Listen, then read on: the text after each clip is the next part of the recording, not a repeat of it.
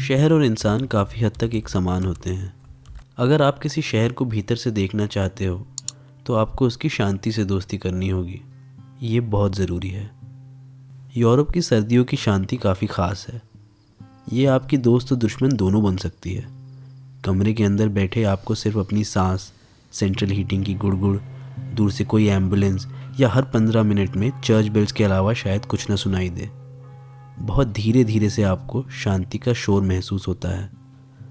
पर कभी कभी वो दिन भी आते हैं जब आप सेंट्रल हीटिंग के लालच को हरा देते हैं।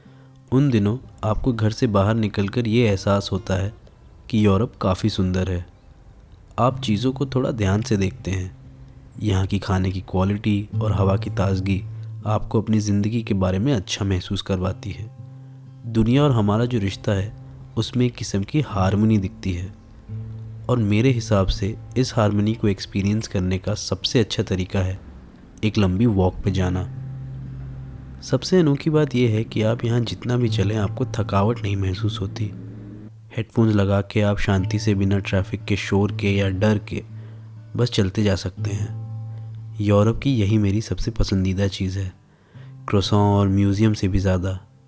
इसलिए भी क्योंकि बॉम्बे में ये महसूस करना काफ़ी हद तक नामुमकिन है।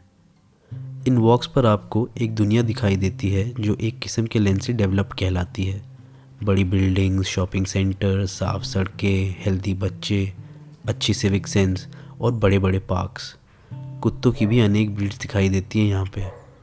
ज़्यादातर इन वॉक्स पे मेरे मन में दो ख्याल आते हैं। सबसे पहला कि क्या बस इतनी सी है ये दुनिया, एक डेवलप वर्ल्ड और एक डेवलपिंग। दूसरा ख्याल मन में आता है, असल में वो ख्याल कम है, वो एक फीलिंग है, एक झिझक है, एक डर मेरे भीतर धीरे धीरे समाता रहता है।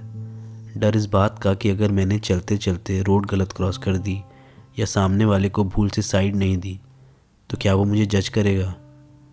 ये भी सच है कि इस डर का कोई रैशनल या प्रूफ नहीं है, और ये काफ़ी हद तक मन में ही है। ज़्यादातर लोग आपको सड़कों पे मिलेंगे, वो आपसे अच्छे से ही बात करेंगे, आपको स्माइल करके बोंजोर बोलेंगे, बट कहीं ना कहीं आपके अंदर वाला डर आपको एक स्ट्रेंजर की तरह फील करवाना नहीं भूलता। अक्सर हम अपने आप को खुल के एक्सप्रेस करने से कतराते हैं क्योंकि हमें डर है कि हम स्टूपिड या रूड या मीन न दिखें या बुलाए जाएं, और एक सेल्फ सेंसरशिप का सफ़र शुरू हो जाता है, कभी हमारे रिलेशनशिप्स में और कभी खुद के साथ। पर ये डर, ये झिझक चली जाती है। ठीक उसी तरह अगर आप किसी जगह को ठीक से जानने की इच्छा रखो तो कभी ना कभी एक गलत मोड़ पे चलना या गलत क्रॉसिंग करनी होगी।